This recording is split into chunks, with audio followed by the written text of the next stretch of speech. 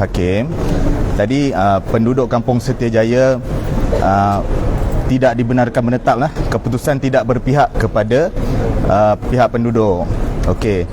Jadi setelah berbincang dengan para peguam kita, kita akan buat rayuan kerana permohonan ini adalah di bawah aturan 89 dan kita merasakan ada beberapa isu undang-undang telah mempunyai isu undang-undang untuk dirayu lah. Okey, jadi dalam keputusan Yang Arif Hakim, penduduk-penduduk kampung perlu keluar daripada Kampung Setiajaya dalam masa 18 bulan. Okey, itu sajalah. Dari segi undang-undang, kita akan buat rayuan dan saya merasakan sekiranya kita membuat stay tadi saya ada mohon untuk oral stay, tapi mahkamah hanya membenarkan stay melalui permohonan lah.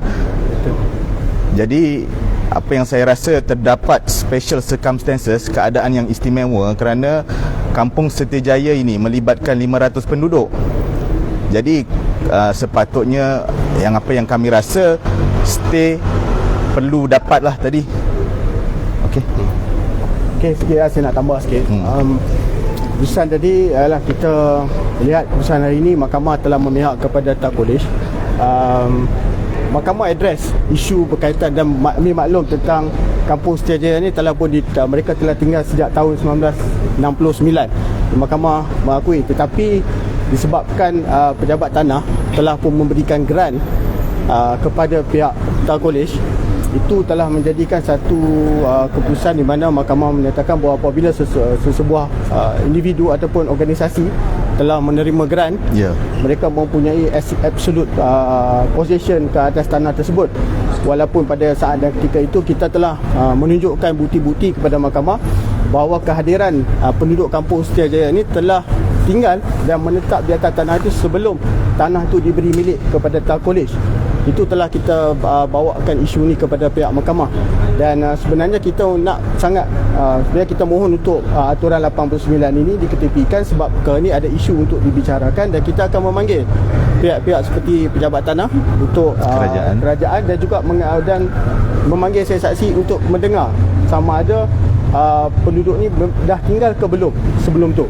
So kita minta kalau boleh mereka ada equitable right ke atas tanah tersebut. Itu kita punya hujahan kita lah. Tapi mahkamah ini memutuskan berpihak kepada Tak Kolej, di mana dimaklumkan oleh peguam saya terdapat Pak Iskamal.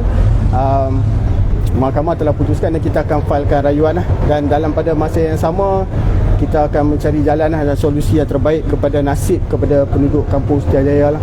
Kita sedar, Hakim pun tadi sedar bahawa dalam keadaan ekonomi kita yang tak berapa ni, sebab tu mula pihak Tak Kolej minta setahun, tapi kita minta 3 tahun untuk perintah tersebut, tapi mahkamah memberikan tempoh masa selama 18 bulan untuk mereka dikeluarkan daripada tanah tersebut. Tapi walau bagaimanapun di pihak kami akan perjuangkan sehabis baik untuk penduduk kampung dan akan memfilekan rayuan. Saya dah bincang juga, kita dah bincang sebelum ni dengan Cik Syam option-option yang tertentu, dan hari ini kalau kita menang, kalau kita kalah, kita akan filekan rayuan. Kita tidak akan berdiam diri, kita tidak akan stay, dan kita akan terus lawan untuk mendapatkan hak penduduk Kampung Setiajaya terbela. Itu arahan daripada anak guam kami dan juga penduduk Kampung Setiajaya. How soon is the appeal nak submit?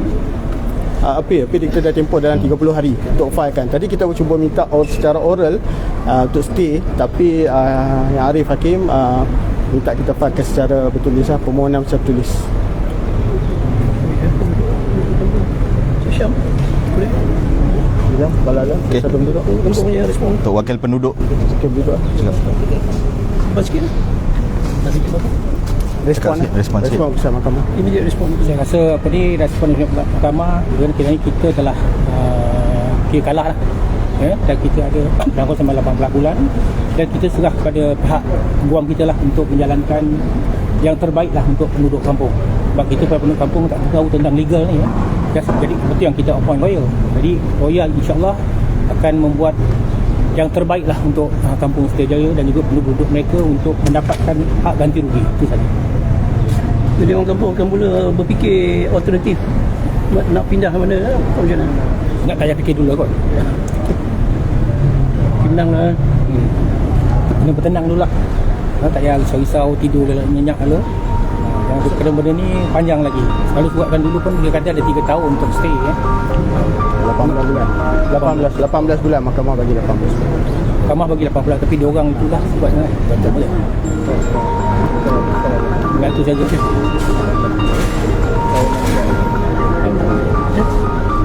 Okey, terima kasih. Saya Nur Syam bin. Ya, Tok.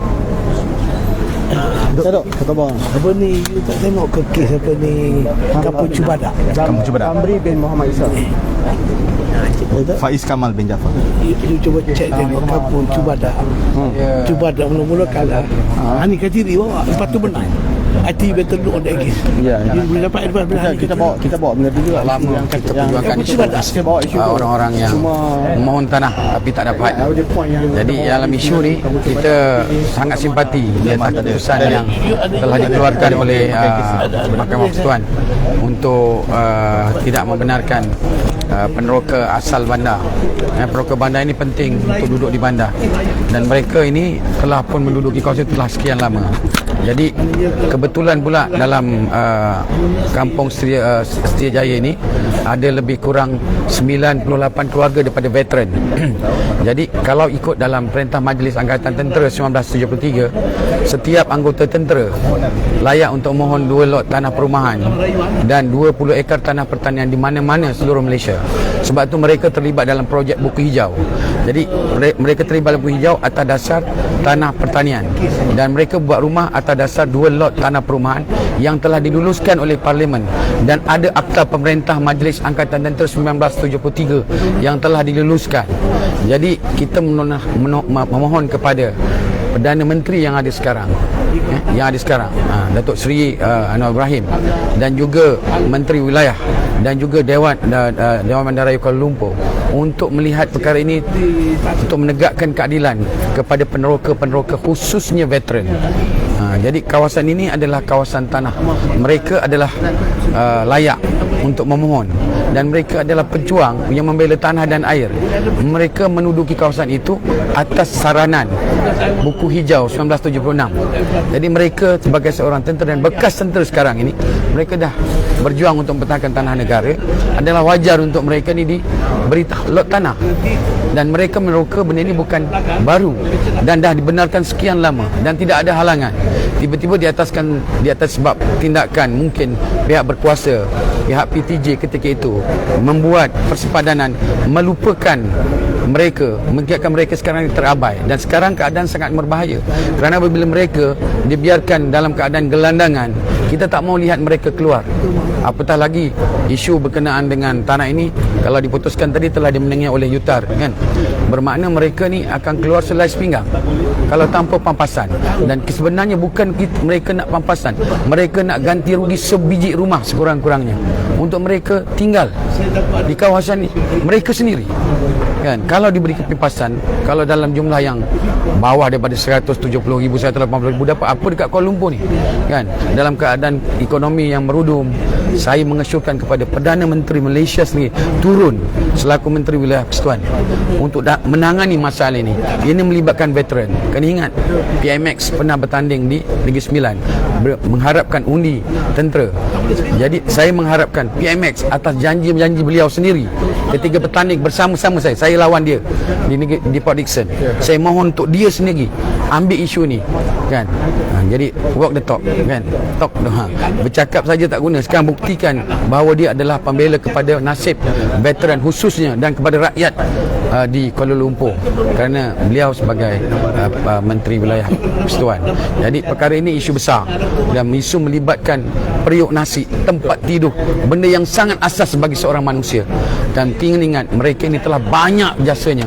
Ada yang telah berkhidmat di UN bukan 10 tahun, ada yang 22 tahun berkhidmat di situ, meneruskan kehidupan di tempat tanah mereka sendiri. Jadi saya mohonlah semua pihak kan ambil bahagian. Terima kasih. Datuk Ibrahim Ali boleh bagi statement tu? Datuk. 94 ni baki daripada peneroka asal tu pasal jumlah penduduk sekarang ni 500 lebih rumah kan. Rumah 98 peneroka Peneroka asal adalah veteran daripada 500 tu 98 adalah veteran yang dulu berkhidmat di Wadi Ben Camp, So maknanya di Mindef. 500 bukan tidak lah. Bukan. Jadi mereka juga terlibat sebab atas dasar buku hijau. Buku hijau mereka dibenarkan, tentera dibenarkan. Kerana apa? Kerana ada Perintah Majlis Angkatan Tentera 1973. Clause tu jelas telah diluluskan oleh Parlimen membenarkan setiap anggota tentera memiliki 2 tanah lot perumahan dan 20 ekar tanah pertanian di mana-mana seluruh negara. Jadi mereka tak nak pindah ke Felda. Felda memang bagi 10 ekar tanah. Tapi mereka tak pergi. Jadi mereka duduk di Kuala Lumpur, berkhidmat di kawasan Kuala Lumpur wilayah. Mereka dapat diusahakan tanah ini. Jadi sepatutnya mereka diberi keutamaan. Jadi bila persepadanan tidak memelihak kepada beliau, kepada mereka yang 98 keluarga ini, maka pembelaan kena dilakukan oleh pihak yang berwajib. Itu saranan kita. Terima kasih. Saya tak bawa kad. Okey, saya bawa kad tadi. Tok, boleh Tok? Silakan Tok. Amal dia minta respons boleh Tok. Okey. Sabar.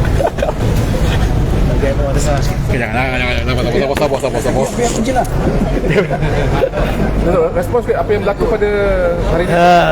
Hari ini satu lagi peristiwa malang bagi orang-orang Melayu untuk mendapat tanah yang menjadi milik bumi Malaysia ini adalah milik orang Melayu. Malangnya hari ini penduduk Kampung Setiajaya gagal.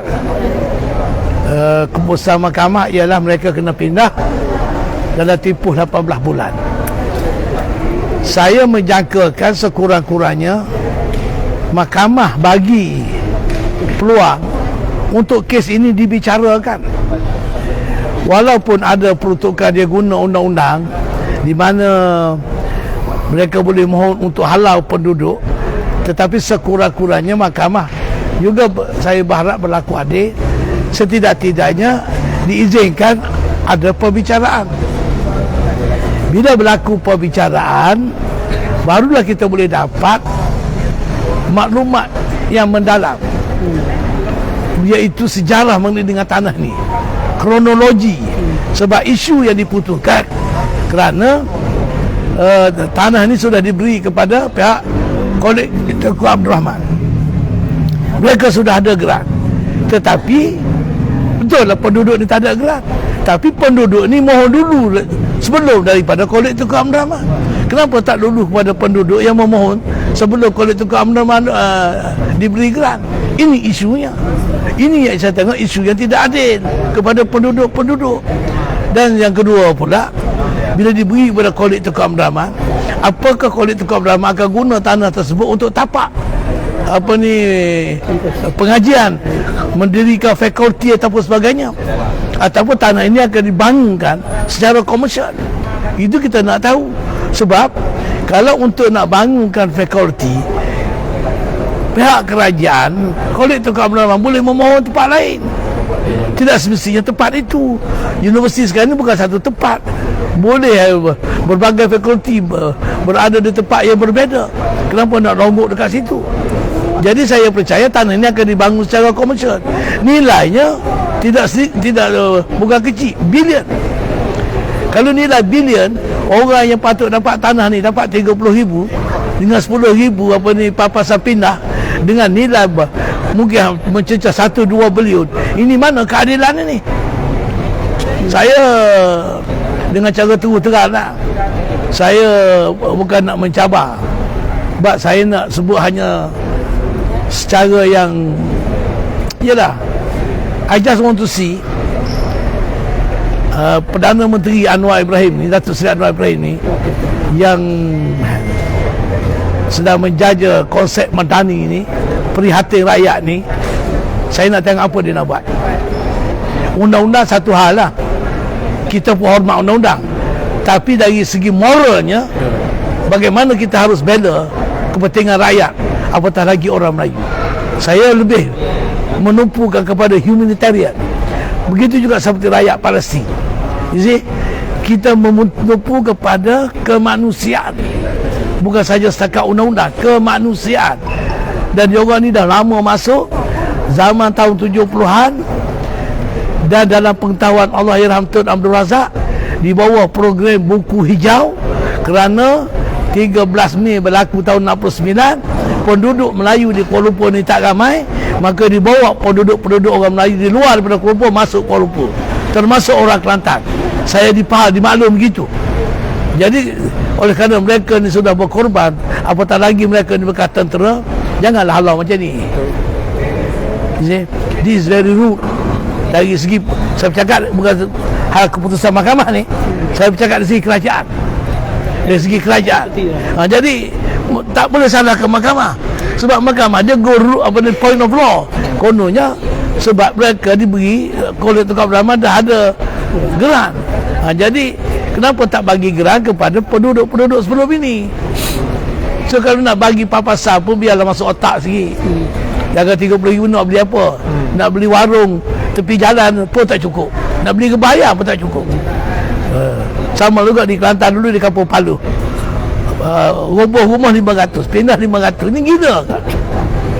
Ini 30,000 rumah di Kuala Lumpur ni, rumah mampu milik rumah biasa pun 120,000, 150,000. Ni 30,000 nak buat apa? Nak buat apa? Jadi apa pun saya sedih dah. Bangsa saya orang Melayu ni nampaknya terus merepak di bumi sendiri, melukuk di tepi gantang. Sedih. Dan kalau inilah berterusan, tak tahu apa nak jadilah. Satu lagi berlaku di Kampung Kundang, di Ampang. Sama juga Rawang di Kundang, di Rawang.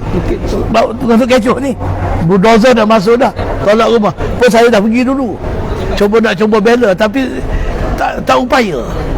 Jadi saya haraplah penduduk kampung Setiajaya ni bersatu, bersabar, kena ada keyakinan, dan lawyer pun ke bawah merayu, dan kita harap kalau boleh lah setidak-tidaknya kes ni dapat dibicarakan. Itu. Terima kasih.